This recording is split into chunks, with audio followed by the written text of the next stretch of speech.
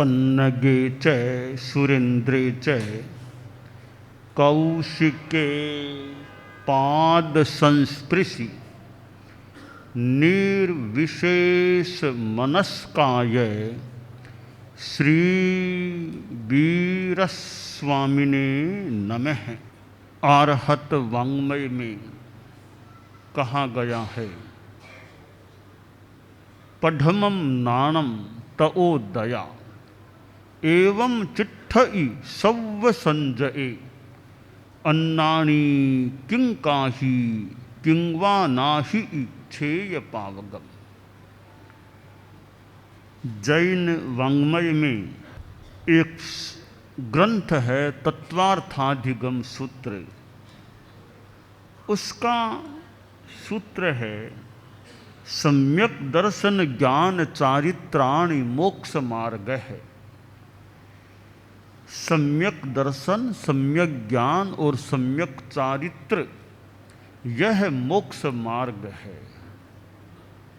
यानी मोक्ष के लिए चारित्र का महत्व है, तो सम्यक दर्शन, सम्यक ज्ञान भी आवश्यक है। हमारे जीवन में सम्यक ज्ञान का बहुत महत्व है। संक्षेप में ज्ञान और आचार। पढ़मं नाणं तओ दया, पहले ज्ञान फिर दया यानी आचार। ज्ञान क्रियाभ्याम मोक्ष है। ज्ञान भी हो और साथ में आचार भी हो। आहंसु विद्या चरणम पमोक्षम, आर्षवाणी में कहा गया कि विद्या और चरण से मोक्ष मिलता है, ज्ञान और आचार से मुक्ति मिलती है। तो ज्ञान एक पवित्र तत्व है। आचार का भी सम्यक पालन करने के लिए पहले ज्ञान होना अपेक्षित है। ज्ञान सम्यक है तो फिर आचरण भी सम्यक हो सकता है। ज्ञान एक प्रकाश है, ज्ञान प्रकाश करने वाला है। नाणम पयास यरम ज्ञानम प्रकाश करम। जैसे अंधकार में दीपक जलता है, प्रकाश हो जाता है। लालटेन जलती है। अब वर्तमान में तो ये ट्यूब लाइट्स आदि आदि लाइटें हैं, ये जलती हैं तो अंधकार दूर हो जाता है। अंधेरे में टॉर्च पास में है तो आदमी चलता रहता है, मार्ग प्रकाशित होता रहता है। तो प्रकाश है तो आदमी अंधेरे में भी सुविधा से चल सकता है। अंधेरे में ही चलना पड़े, प्रकाश बिल्कुल नहीं है तो चलना कठिन हो सकता है। कहीं चोट आदि कुछ लगने की भी संभावना बन सकती है। इसलिए अंधकार में प्रकाश का कितना महत्व होता है। तमसो मां ज्योतिर्गमय असतो मां सद्गमय मृत्योर मां अमृतम गमय। एक संदेश है कि तमस अंधकार से मुझे ज्योति की ओर ले चलो, असत से मुझे सत्य की ओर ले जाओ और मृत्यु से मुझे अमरत्व को प्राप्त कराओ। प्रकाश, सत्य और अमरत्व, इधर अंधकार, असत्य और मृत्यु, तीनों आपस में तीन तीन ये विरोधी युगल हैं। तो ज्ञान एक ऐसा तत्व है जो अंधकार से यानी भीतरी अज्ञान अंधकार से ज्ञानात्मक प्रकाश की ओर ले जाने वाला होता है। आदमी पढ़ता है। आज कितने विद्यालय हैं, महाविद्यालय, विश्वविद्यालय हैं, जहाँ पढ़ाई होने से विद्यार्थियों को कितना ज्ञान प्राप्त हो सकता है, वह भी एक ज्ञान की चीज है। इधर अध्यात्म विद्या एक लौकिक विद्या है, दूसरी अध्यात्म विद्या है। और विद्याओं में अध्यात्म विद्या का अपना मूल्य है, महत्वपूर्ण स्थान है। जहाँ आत्मा क्या है, स्वर्ग नरक कर्म लोकवाद क्या है, आदि आदि सिद्धांतों का प्रतिपादन है, वह अध्यात्म विद्या। तो आज विद्या संस्थानों में कितने विषय पढ़ाए जा रहे होंगे, बहुत महत्व है उनका। साथ में ये अध्यात्म विद्या की बात भी विद्यार्थियों को ज्ञात होती रहे और फिर अध्यात्म विद्या के अनुरूप कुछ आचरण भी हो जाए। कोरा ज्ञान हो गया, विद्यार्थी पढ़ लिए, डिग्रियां मिल गई, एक उपलब्धि हो गई उनको, कोई इंजीनियर बन गया, कोई वकील बन गया, कोई जज बन गया, कोई डॉक्टर बन गया, कोई सीए हो गया, सीएस, अनेक डिग्रियां अपनी अपनी डिग्री प्राप्त करके वे एक उपलब्धि को प्राप्त कर लेते हैं। तो नॉलेज ज्ञान होना भी एक उपलब्धि है। जीवन का दूसरा पक्ष है आचरण कैसा है, वो भी महत्वपूर्ण पक्ष है। आदमी पढ़ लिख कर शिक्षित हो गया तो जीवन में ईमानदारी नहीं है, वो बेईमानी करता है, बहुत गुस्सेल है, लड़ाई झगड़ा करता रहता है, नशे से ग्रस्त है, और भी कमियां हैं। तो दूसरा पक्ष कितना कमजोर है। तो शास्त्र ने जो कहा पद्मम नाणम तो दया, कि ज्ञान प्राप्त करो फिर दया, ये आचार भी जीवन का अच्छा होना चाहिए। विद्या संस्थानों में शिक्षा दी जाती है तो वह फिर संस्कार युक्त शिक्षा हो, कि और शिक्षा भी दी जाए और अच्छे संस्कार भी प्रदान किए जाएं। तो विद्या संस्थान यो बहुत बड़ा काम करने वाले हो सकते हैं कि कितना ज्ञान देते हैं। इधर धर्म गुरु साधु संत हैं, वे प्रवचन करते हैं, भाषण करते हैं, कथा करते हैं, चतुर्मास में लंबे काल तक एक व्याख्यान माला सी चलती है, व्याख्यान होते हैं। वह भी एक ज्ञान देने का बड़ा माध्यम है। कॉलेज में लेक्चरार प्रोफेसर वे लोग भाषण देते हैं, पढ़ाते हैं, बताते हैं। तो साधु लोग भी मानो लेक्चरार प्रोफेसर की तरह वे भी अपना प्रवचन करते हैं, भाषण देते हैं और दूसरों को ज्ञान दान देने का, आध्यात्मिक ज्ञान देने का भी वो प्रयास करने वाले करते हैं। तो ज्ञान और आचार ये दोनों पक्ष सुदृढ़ हों तो जीवन में एक संदर्भ की परिपूर्णता हो सकती है। दोनों में एक भी कमजोर है तो कमी रह सकती है। जैसे एक जंगल था और वहाँ एक अंधा आदमी पहुँच गया था और एक पंगु आदमी को भी वहाँ छोड़ दिया गया था। साथ वाले लोगों ने सोचा हम कुछ दूर जाकर के 2-3 दिनों में आ जाएंगे, ये दोनों अभी यहाँ हैं, यहाँ फल फूल कुछ व्यवस्था खा लेंगे, हम वापस आके जल्दी भले होगा तो आज ही शाम तक कोई हम में से आ जाएगा, इनको संभाल लेगा। दोनों को छोड़ दिया जंगल में, दोनों आसपास ठहर गए। वे लोग तो दूसरे साथी आगे बढ़ गए, पीछे से अकस्मात जंगल में आग लग गई। पंगु ने देख लिया कि यह आग लग गई और आग हमारे निकट आ रही है। अंधे को बताया भैया यहाँ तो आग लग गई है। अब अंधा बोला भी मुझे तो दिखता नहीं, किधर जाऊं। पंगु बोला मुझे दिखता तो सब कुछ है, पर मैं तो चल नहीं पाता। दोनों में अपूर्णता है। दोनों ने बात की हम एक दूसरे के पूरक बन जाएं।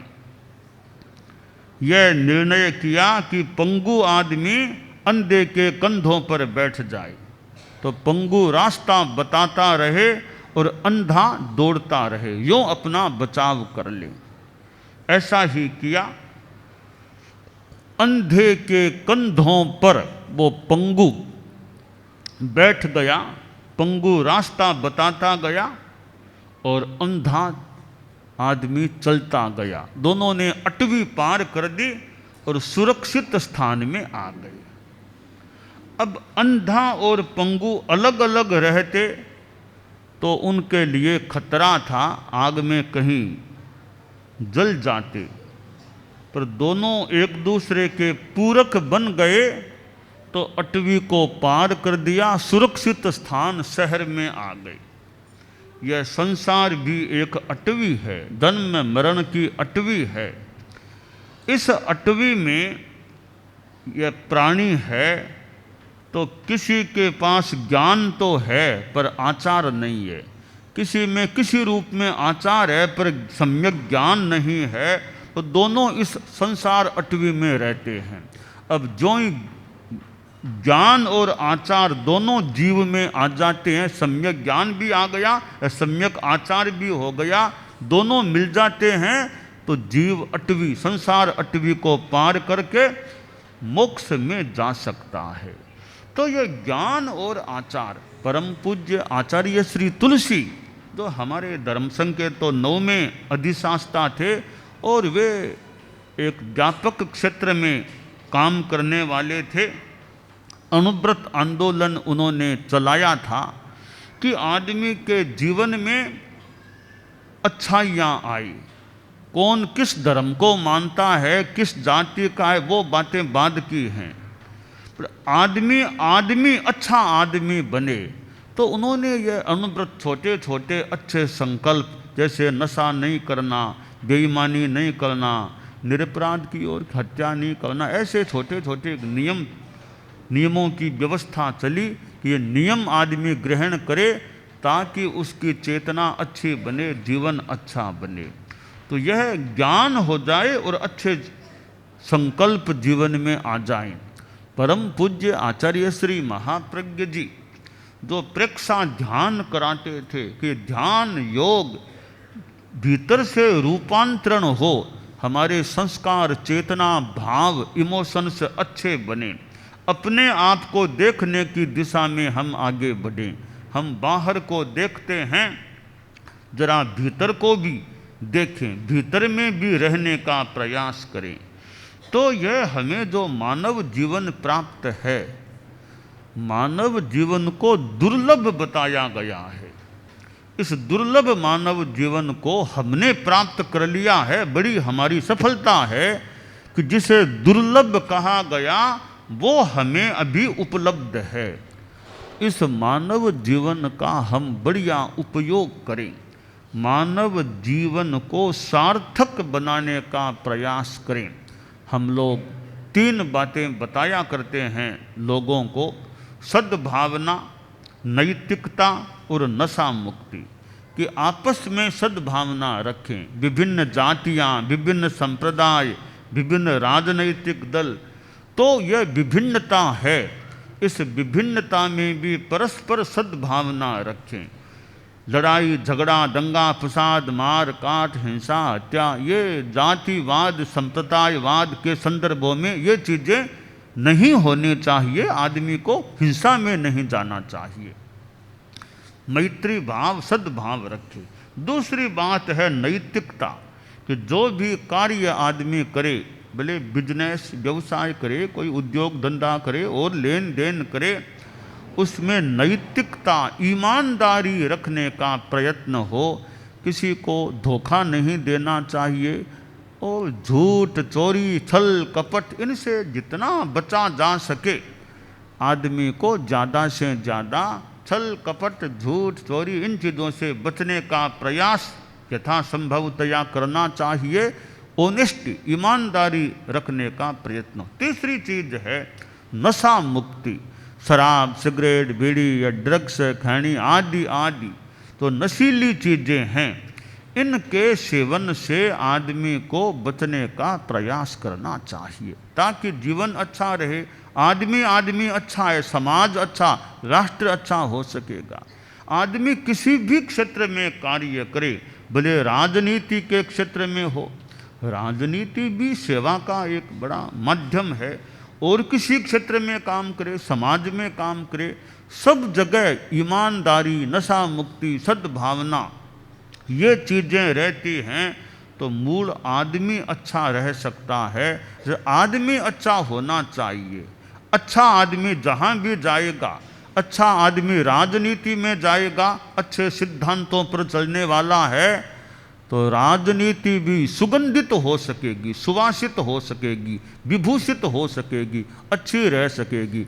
अच्छा आदमी समाज में काम करेगा तो वो समाज को भी अच्छा बनाने का प्रयास कर सकता है। तो मूल बात है आदमी अच्छा होना चाहिए।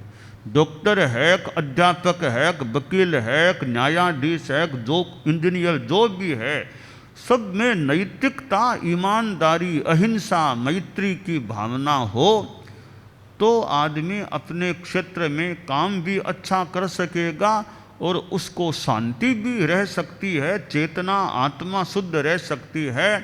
और आस्तिकवाद की दृष्टि से देखें उसके अगला जन्म, अगला इस जीवन के बाद का समय भी अच्छा रह सकता है। तो हम वर्तमान जीवन को देखते हैं, हमें आगे के बारे में भी ध्यान देना चाहिए कि आफ्टर लाइफ, इस जीवन के बाद क्या होता है, इस जीवन के बाद क्या हो सकता है। आदमी प्राणी एक दिन मृत्यु को प्राप्त होता है, मृत्यु के बाद भी हमारी आत्मा रहती है, आत्मा नहीं मरती है।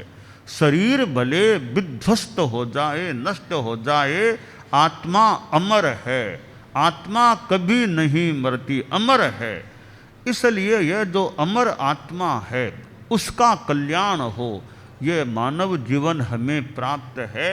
इसमें ऐसा काम करें कि आत्मा का कल्याण हो सके। आत्मा स्थायी है, शरीर अस्थायी है, यह स्थूल शरीर अस्थायी है, आत्मा स्थायी है।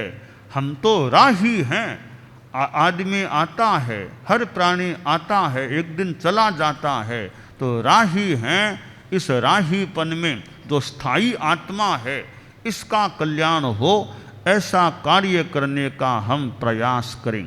दिन में ऐसा कोई बुरा काम आदमी से न हो जाए, हमसे न हो जाए कि रात को नींद न आए। ऐसा कोई बुरा काम न करें कि रात को नींद खराब हो जाए, इतनी चिंता हो जाए। और रात में ऐसा काम न करें दिन की भूख खराब हो जाए। तो आदमी दिन हो या रात, रात हो या प्रभात, बात करे तो अच्छी करे, कार्य करे तो अच्छा करे। जो आश्वासन दे कथनी करनी में हमारे समानता रहे, कि जो कहा है उसको फिर मैं करने पर भी ध्यान दूं। मैंने कह तो दिया और वो करता नहीं हूं तो कोरा कहने का क्या मतलब। तो कथनी करने में आदमी के हमारे समानता हो, इस दिशा में भी हमारी जागरूकता रहे कि वाणी से जो मैं कहता हूँ फिर उसको क्रियान्वित करने का भी मैं प्रयास करूं। तो ये दुनिया में संत लोग हैं, धर्म गुरु हैं, यह दुनिया के लिए अच्छी बात है। जो अच्छे धर्म गुरु हैं, साधु संत हैं, स्वयं साधना करने वाले हैं, दूसरों को भी अच्छा उपदेश देने वाले, मार्गदर्शन देने वाले हैं, यह दुनिया के लिए अच्छी बात है। संतन होते जगत में जल जाता संसार। कि संत हैं इसलिए संतों की साधना से, उनके अच्छे पुरुषार्थ से जनता को भी एक अच्छी बातें सुनने को मिल जाती है, पढ़ने को मिलती है। संतों के दर्शन भी बढ़िया हैं। साधु नाम दर्शनम पुण्यम तीर्थभूता ही साधव है। कि साधु तो चलते फिरते तीर्थ हैं, तो साधुओं के दर्शन मिलने भी बढ़िया है। फिर उपदेश वाणी सुनने का मौका मिले और भी अच्छी बात है। तो थोड़ी देर की भी संगति साधुओं की है, वो भी कई बार आदमी को सद्बोध सन्मार्ग दिखाने वाली, ज्ञान देने वाली बन सकती है। तो हम अपने जीवन में सम्यक ज्ञान और सम्यक आचार, इन दोनों का आराधन करने का प्रयास करें, यह काम्य है।